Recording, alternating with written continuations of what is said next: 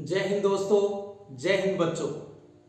India map की series में आज हम पढ़ने जा रहे हैं, समझने जा रहे हैं, लोकेशन को याद करने जा रहे हैं और वो है लौह इस्पात केंद्र यानी आयरन स्टील इंडस्ट्री के जो मेन लोकेशन है, जो 13 बड़े जो उद्योग है उनको आज हम मानचित्र पर समझने जा रहे हैं भी वो कहाँ अवस्थित है।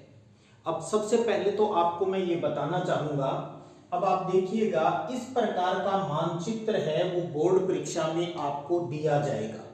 खाली मानचित्र होगा जिसको कहा जाता है रेखा मानचित्र, जिसमें आपको ये आउटलाइन मिलेगी सिर्फ, यानी मानचित्र आपको दिया जाएगा वहां पर, जैसे 10th क्लास में आपको दिया जाता था और उसमें आपको लोकेशन भरनी होगी। इसमें आपको किसी भी राज्य की बाउंड्री है वो अंदर नहीं दी जाएगी। इस बात को आप अच्छे से समझ लीजिएगा।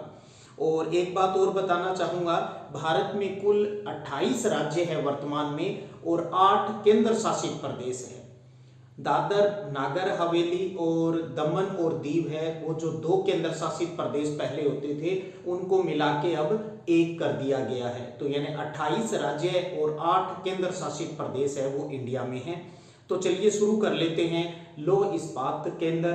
और आप जब पूरा वीडियो देखेंगे तो लास्ट तक आपको ये समझ में आ जाएगा भी हम इसको इजी तरीके से किस प्रकार से याद रख सकते हैं।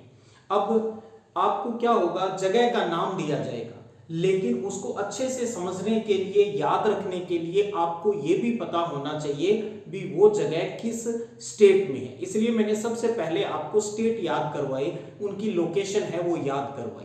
आज हम जो लौह इस्पात केंद्र की प्रमुख जो लोकेशन है जो पढ़ने जा रहे हैं उनके स्टेट के नाम और उन जगहों के नाम मैंने यहाँ पर लिखे हैं। एक बार उन पर थोड़ी नजर लगा लेते हैं। महाराष्ट्र में है डोलवी, विजयनगर और भद्रावती है कर्नाटक राज्य में, सलेम है तमिलनाडु में, दुर्गापुर और बर्नपुर है पश्चिम बंगाल में, बोकारो जमशेदपुर है झारखंड में, भिलाई है छत्तीसगढ़ में, राउरकेला पारादीप और गोपालपुर है वो ओडिशा में, और विशाखापट्टनम है वो आंध्र प्रदेश में है। तो ये स्टेट हैं और स्टेट के आगे जहां हम 13 लोकेशन यहां पर लिखी गई है लौह इस्पात केंद्र की, इन 13 लोकेशन को हम मानचित्र में भरना सीखेंगे। और आपको आगे जाकर मैं बताऊंगा भी आपको किस प्रकार से भरना है और कौन कौन सी आपसे पूछी जा सकती है और किस प्रकार से पूछी जाएगी लोकेशन, उस पर भी बात करेंगे। लेकिन सबसे पहले हम सभी लोकेशन की बात कर लेते हैं। अब यहाँ पर आप मानचित्र में देख पा रहे हैं, इस आउटलाइन मानचित्र में मैंने कुछ डार्क घेरे हैं वो यहाँ पर लगाई हैं। ये वो 13 जगह है जहां पर लौह इस्पात केंद्र के भारत में वृहत उद्योग है वो अवस्थित है। तो एक चीज आपको देखनी है भी 4 जो लोकेशन आपको दिखाई दे रही है ये पश्चिमी साइड में है, बाकी की जो 9 ये लोकेशन है ये पूर्वी साइड में है।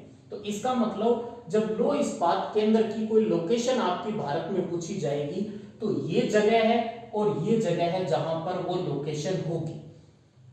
अब आपको लोकेशन सही भरनी है, इस चीज का अभ्यास करना है। तो देखिएगा मोटा मोटा आप आइडिया रखिएगा भी ये जो स्टेट है यहाँ पर वो महाराष्ट्र, ये अपना गुजरात है, गुजरात के नीचे ये महाराष्ट्र है और महाराष्ट्र की अपनी जगह है डोलवी। तो आप यहाँ पर ये गोल घेरा जो मैंने लगाया है ये जगह है डोलवी।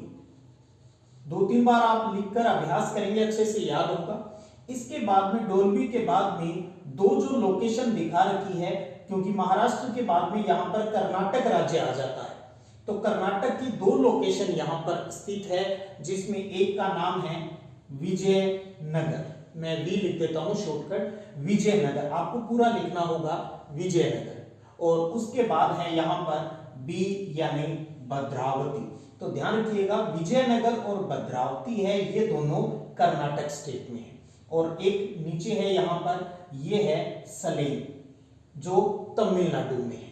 तो 4 लोकेशन होगी, डोलवी, विजयनगर, भद्रावती और सलेम, ये चारों हैं इधर पश्चिमी साइड में, जिसमें डोलवी महाराष्ट्र में है, विजयनगर और भद्रावती कर्नाटक स्टेट में है और सलेम जो है ये तमिलनाडु स्टेट के अंदर है। अब चलिए इधर से स्टार्ट कर लेते हैं।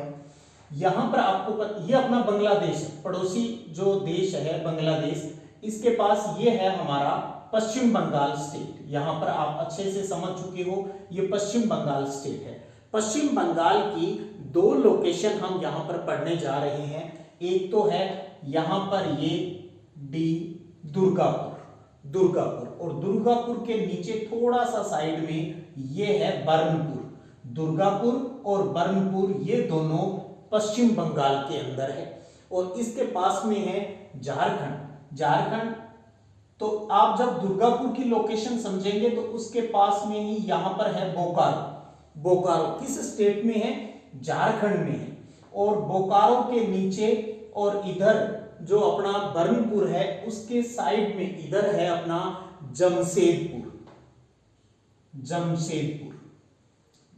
ये दोनों बोकारो और जमशेदपुर ये दोनों झारखंड राज्य में है। और उसके बाद इधर अपना आता है एक बीच में आपको लोकेशन दिखाई दे रही है, ये स्टेट है यहां पर छत्तीसगढ़। और यहां पर जो जगह है वो है भिलाई। तो यहां पर छत्तीसगढ़ में भिलाई है। यहां पर जो ये तीन जगह दिखाई दे रही है आपको, ये अपना है उड़ीसा जिसको कहते थे पहले, अब ओडिशा है। इसमें ये तो है राउरकेला, जमशेदपुर के नीचे थोड़ा सा साइड में ये है राउरकेला। और ये है यहां पर पारादीप।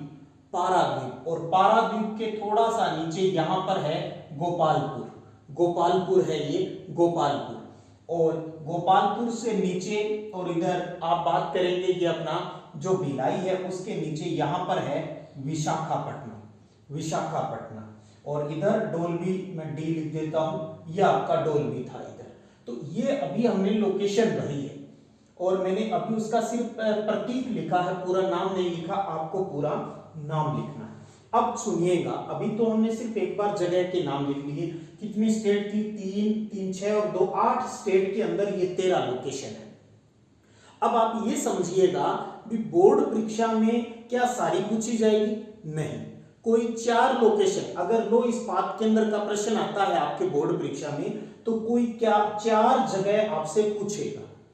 अब बात ये है भी कौन सी पूछेगा, क्या एक जगह की पूछेगा या अलग अलग जगह की? तो इस बात को अच्छे से आप समझिएगा।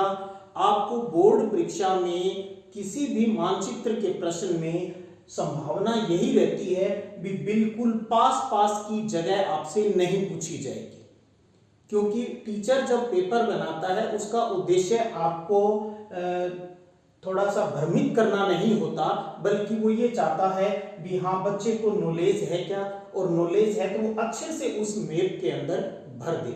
इसलिए वो क्या देगा आपको, अलग अलग दूरी से लोकेशन लेगा। जैसे आप देखिए ये 4 जगह है। अगर आपको बोर्ड परीक्षा में लो इस्पात केंद्र का प्रश्न आता है तो इन 4 में से कोई 2 देगा, वो जरूर देगा। तो अब 2 में से क्या संभावना रहेगी? एक तो आप देखिए तमिलनाडु नीचे है, यहाँ पर सलेम है, तो इसकी संभावना रहेगी भी ये आपको 100% मिलेगा पेपर के अंदर। और अब इधर रहेगी डोल्बी, विजयनगर और अपना ये रहेगा अपना भद्रावती। तो विजयनगर और भद्रावती इन तीनों में से कोई एक दे देगा। तो अगर 2 लोकेशन देनी है इधर से तो इन तीनों में से एक देगा और एक सलेम दे सकता है। अब बात करें इधर की, क्योंकि इधर ज्यादा पास है, तो आपसे कोई भी दुर्गापुर, बर्नपुर, बोकारो, जमशेदपुर, राउरकेला, पारादीप, गोपालपुर, इनमें से कोई एक की संभावना रहेगी। और फिर विशाखापट्टनम थोड़ा सा नीचे है, अलग से है, ये दिया जा सकता है। तो इनमें से कोई पूछेगा एक, तो उसके एवज साथ में आपसे विशाखापट्टनम दे सकता है। और यहां पर अगर आप गौर करेंगे छत्तीसगढ़ में ये भिलाई है, यहां मैं लिख देता हूं भिलाई, क्योंकि बी कई हो गई, भिलाई है। और ये अपना यहां पर बी भद्रावती है, ये बर्नपुर है और ये यहां पर बी बोकारो है। तो ये दे सकता है, विशाखापट्टनम दे सकता है आपसे, जमशेदपुर दे सकता है, भिलाई दे सकता है, सलेम दे सकता है, और इनमें से भद्रावती, विजयनगर और डोल्बी में से कोई एक लोकेशन दे देगा। अभी तो मैं आपको 13 की 13 याद करवा रहा हूं। और अब आप ये भी समझ लें भी हम अगर फिर भी भूल गए तो कोई बात नहीं, आप थोड़ा सा अभ्यास करेंगे मोटा मोटा। भी डोलवी, विजयनगर, भद्रावती, सलेम इस साइड में है। डोलवी, विजयनगर, भद्रावती, सलेम इस साइड में है। अब आपको थोड़ी सी लोकेशन डिसाइड करिए आप। डोलवी महाराष्ट्र में है और लगभग इसकी सीध में ही विशाखापट्टनम है लगभग। तो जहां पर आप नक्शे पर सेट करें, जहां पर एक थोड़ा सा मोड़ यहां पर आता है, यहां पर जो हल्के हल्के मोड़ है वहां पर आपको विशाखापट्टनम भरना है। और विशाखापट्टनम की लगभग सीध में है डोलवी, महाराष्ट्र के अंदर है। और डोलवी से नीचे है वो कर्नाटक आ गया, और डोलवी से थोड़ा सा साइड में विजयनगर है, और विजयनगर के नीचे भद्रावती है। और भद्रावती से नीचे चले इस साइड में, जहां पर ये मोड़ दिख रहा है आपको, जब आप नक्शा आप देखेंगे तो थोड़ा सा ये मोड़ है, तो इस मोड़ से थोड़ा सा ऊपर और लगभग बीच से थोड़ा सा इस साइड में आपको सलेम भरना है। और इधर आप देखिएगा, यहां पर जब आप इंडिया मैप देखेंगे तो यहां पर ये मोड़ दिया हुआ है, तो इस मोड़ के आसपास ही आपको पारादीप भरना है। और इससे थोड़ा सा नीचे है वो गोपालपुर है, और इन दोनों के बीच से थोड़ा सा ऊपर है ये राउरकेला। ये तीनों लोकेशन है वो ओडिशा स्टेट के अंदर है। और अब आप देखिएगा भिलाई। भिलाई क्या है? डोलवी और जो आपका विशाखापट्टनम है या आपका गोपालपुरा है, लगभग उसकी सीध से थोड़ा सा ऊपर भिलाई। और ऊपर से आप देखेंगे जहां नेपाल है, ये नेपाल देश है, यहां पर नेपाल की बॉर्डर है, उसकी सीध में आप चलेंगे और यहां पर ये जो इंडिया का मोड़ आता है विशाखापट्टनम से थोड़ा सा नीचे की साइड में, ये इस सीध में है। तो यानी आप देखिएगा, आपको भिलाई भरना है तो आप और कुछ नहीं कर सकते। तो यहां पर आपको क्या है, गुजरात के थोड़ा सा नीचे इस साइड में आप एक पेन रखकर या थोड़ा सा आइडिया लगाकर, और इधर नेपाल की इस सीध में जहां पर दोनों रेखाएं कटेगी वहां पर लगभग आपका भिलाई आ गया। इधर आप देखें, ये एक मोड़, ये आपका जो बीच में मोड़ है बांग्लादेश का, इस मोड़ से थोड़ा सा इधर दुर्गापुर के नीचे थोड़ा सा इधर अगर आप यहां पर करेंगे तो बर्नपुर है। दुर्गापुर और बर्नपुर ये दोनों पश्चिम बंगाल में है। और दुर्गापुर से थोड़ा सा इधर बोकारो, और बोकारो के नीचे है जमशेदपुर। बोकारो और जमशेदपुर झारखंड में है। और बोकारो, जमशेदपुर और उसके नीचे है राउरकेला, और इधर पारादीप और गोपालपुर आ गया। तो अब आप देखिएगा, आपको है ना ये सेट करना है दिमाग में कौन सा किसकी सीध में है। अब एक चीज गौर से सुनिएगा, क्या आपको पूरा सेट नाप के ही भरना होगा? जरूरी नहीं है। हमें टीचर को क्या चाहिए भी बच्चा बस लगभग आइडिया सही कर दे, लगभग आइडिया उसका सही हो जाए कि हाँ यहां पर है डोलवी, यहां कर दिया, थोड़ा सा ऊपर कर दिया, नीचे कर दिया, थोड़ा सा इधर कर दिया, उससे पहाड़ नहीं टूटेगा। लेकिन पहाड़ कब टूट जाएगा, समस्या कब आ जाएगी, जब डोलवी भरना यहां पर है और आप यहां गुजरात में भर रहे हो, राजस्थान में भर रहे हो, भिलाई यहां भरना है और आप यहां पर बहुत ज्यादा ऊंचा यानी राजस्थान की सीध में भर रहे हो, ये गलत है। आपको दुर्गापुर यहां भरना है, आप यहां बांग्लादेश में भर रहे हो या इधर आसाम वाली साइड में भर रहे हो, तो दिक्कत है। थोड़ा सा गौर कीजिएगा भी किस किस जगह पर क्या है, क्योंकि मेरा उद्देश्य यहां पर आपको अच्छे से ये क्लियर करना भी हम भरना सीखे पहले।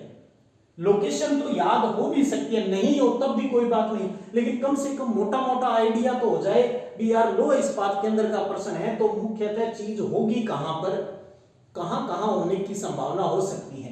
तो ये जगह है और ये जगह है, जहां ये ब्लैक जो डार्क गोले जो लगे हुए हैं, यहां पर ये 13 जगह है जहां पर लो इस्पात के अंदर है, भारत के अंदर बड़े वाले हैं उनकी बात कर रहे हैं जो आपके सिलेबस के अंदर है।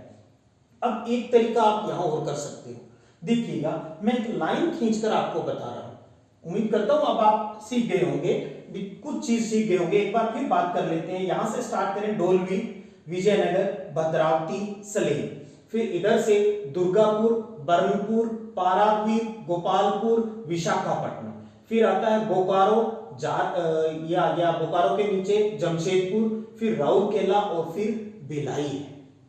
तो ये 13 को अब आप समझिएगा, मैं ये जो आप चीज मैं आपको जो समझा रहा हूं ये दिमाग में सेट करनी है आपको, वहां कोई नक्शे के ऊपर नहीं करना है आपको। कहीं सोचे सर ये लाइन खींच दें क्या, ऐसे लाइन खींचनी होती है क्या वहां पर, नहीं। अब आप देखिएगा यहां ये गुजरात के मोड़ हैं दोनों, गुजरात के मोड़ से थोड़ी जगह छोड़कर यहां पास में ये देखिए मैं एक लाइन खींच रहा हूं इस प्रकार से। तो ये जो लाइन मैंने ऐसे थोड़ी सी यहां जगह ज्यादा छोड़ते हुए मैंने मोड़ दे दिया यहां पर, आप समझिए इस प्रकार से एक लाइन खींच लीजिएगा। तो ये डी और इससे थोड़ा सा इधर कर दो, और अगर आपने यहां इस लाइन के ऊपर भी विजयनगर शो कर दिया तब भी आपको नंबर मिलेंगे, सही माना जाएगा। डोलवी विजयनगर आ गया, फिर भद्रावती और सलेम। देखिए लाइन कैसे टेढ़ी हुई है, डोलवी विजयनगर भद्रावती सलेम, डोलवी विजयनगर भद्रावती सलेम, सलेम भद्रावती विजयनगर डोलवी, डोलवी विजयनगर भद्रावती सलेम। ये चार इस लाइन के ऊपर आ गए एक तरीके से। थोड़ा बहुत इधर है, कोई दिक्कत नहीं है, आप इस लाइन के ऊपर ही शो कर देना। यानी आपको जो खाली मैप मिलेगा आप पेंसिल से या अपने दिमाग से भी, हाँ इस लाइन पर है ये चार, डोलवी विजयनगर भद्रावती और सलेम। इसी क्रम में आप बार बार इनको पढ़े, रट्टा जबरदस्त लग जाएगा। अब बात करें अपने दुर्गापुर, बर्नपुर, पारादीप, गोपालपुर और विशाखापट्टनम। अब आप समझिएगा जहां पर ये बांग्लादेश का ये मोड़ आता है, यहां से एक लाइन खींच रहा हूं मैं, यानी तट के पास समझ गए होंगे अब आप। तो यानी दुर्गापुर इसके पास में ही, अगर आप यहीं पर, जैसे सही लोकेशन थोड़ी सी इधर है लेकिन अगर आप यहां भी लिखेंगे वो भी सही है। तो दुर्गापुर, बर्नपुर, पारादीप, गोपालपुर, विशाखापट्टनम। तो ये इस लाइन के ऊपर आ गए कितने, 5। और इसके ऊपर की ये लाइन, ये लीजिए 4 इसके ऊपर आ गए। कौन सा, बोकारो, जमशेदपुर, राउरकेला और भिलाई। और ये नेपाल वाली सीध में आ गई ये यहां पर। तो इस प्रकार से अगर आप लाइनबद्ध तरीके से घोटा मार लोगे तो और ज्यादा इजी रहेगा। डोलवी विजयनगर भद्रावती सलेम है, फिर दुर्गा बर्न जल गई, दुर्गापुर, बर्नपुर, पारादीप, गोपालपुर, विशाखापट्टनम, दुर्गापुर, बर्नपुर, पारादीप, गोपालपुर और विशाखापट्टनम। ये 5 हो गए, ऊपर 4, यहां 4, ये बॉर्डर के ऊपर तट रेखा के पास से हैं 5, ये 4 हो गए। बोकारो, जमशेदपुर, बोकारो, जमशेदपुर, राउरकेला, भिलाई, ये 4 ये हो गए। तो 5 और 4 9 और 4 13 आपके अच्छे से ये तैयार हो सकते हैं। एक दो बार अभ्यास तो करना पड़ेगा। कई बार स्टूडेंट क्या करते हैं, अभ्यास नहीं करते, वीडियो देख लिया या ऐसे बुक के अंदर पेज निकाल के हाँ भी ठीक है ये दिया है, और वो सोचता है कि हाँ मैं वहां पर कर दूंगा। ऐसे नहीं होता, क्योंकि वर्ल्ड, इंडिया और राजस्थान तीनों 8 नंबर के हैं।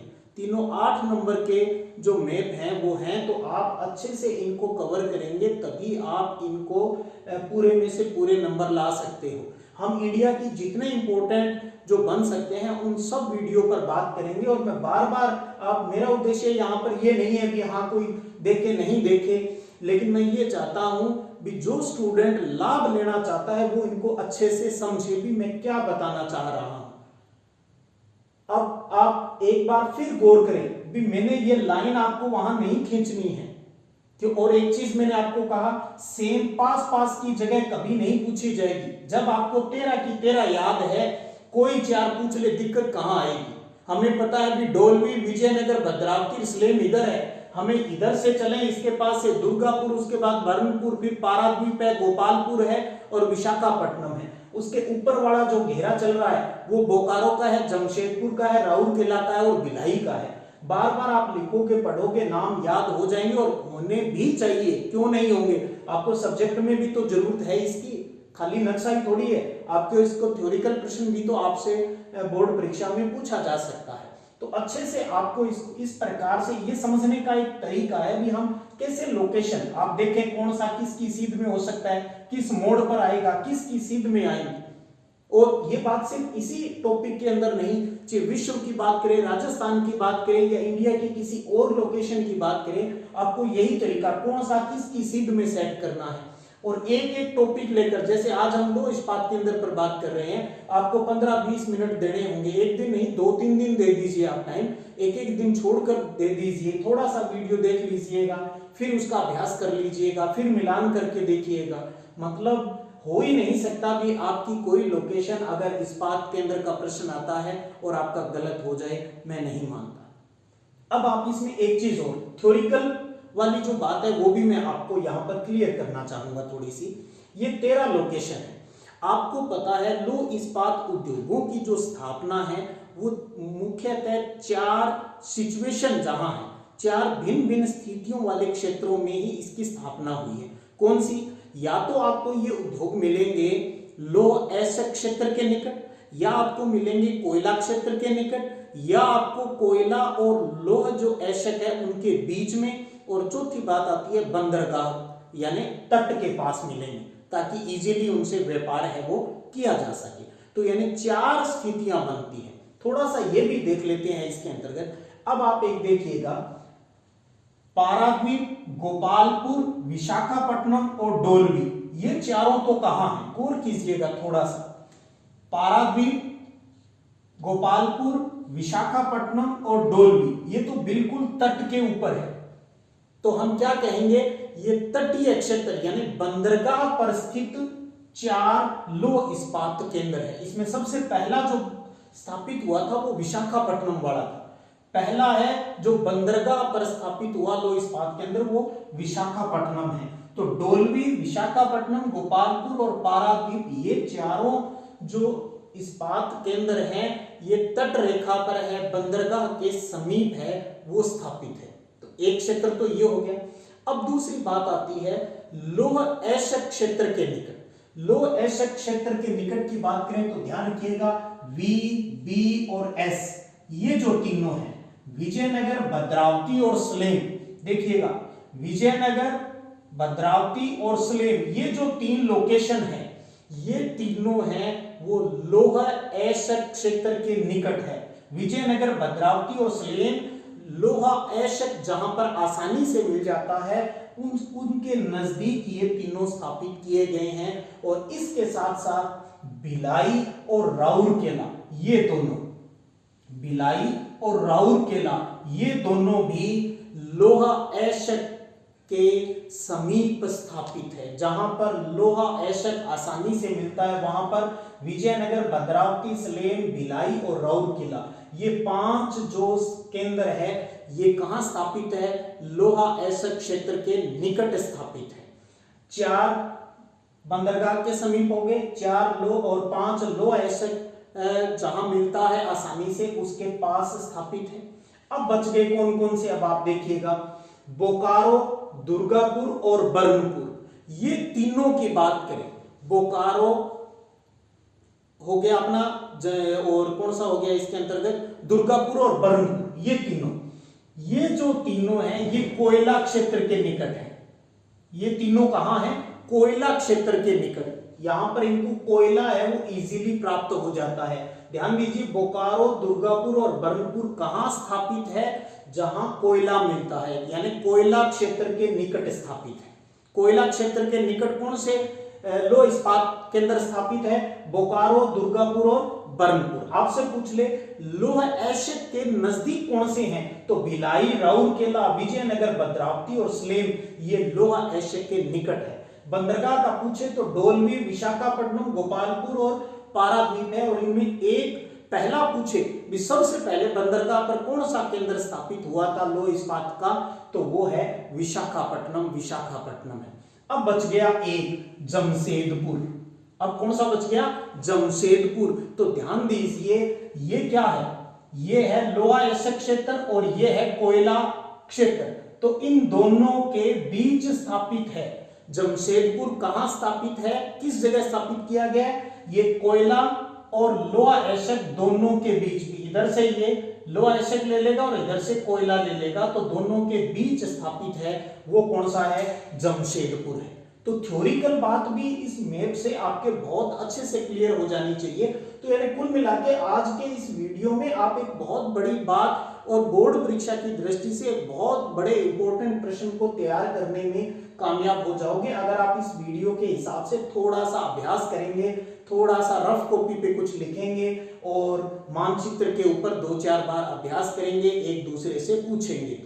तो आज की इस वीडियो क्लास में हमने भारत के लौह इस्पात केंद्र को अच्छे से समझा है। ये 13 प्रमुख केंद्र हैं, डोलवी, विजयनगर, भद्रावती, सलेम, दुर्गापुर, बर्नपुर, पारादीप, गोपालपुर, विशाखापट्टनम। उसके बाद बोकारो, जमशेदपुर, राउरकेला और भिलाई। मैं उसी क्रम में जिस लाइन पर मैंने आपको समझाने की कोशिश की उसी लाइन में मैं बार बार बोल रहा हूं ताकि आपका अभ्यास है वो अच्छे से हो जाए, आपका जो घोटा है वो जबरदस्त लग जाए और बोर्ड परीक्षा में, क्योंकि ये बहुत इंपॉर्टेंट टॉपिक है, आपका प्रश्न है वो गलत नहीं हो।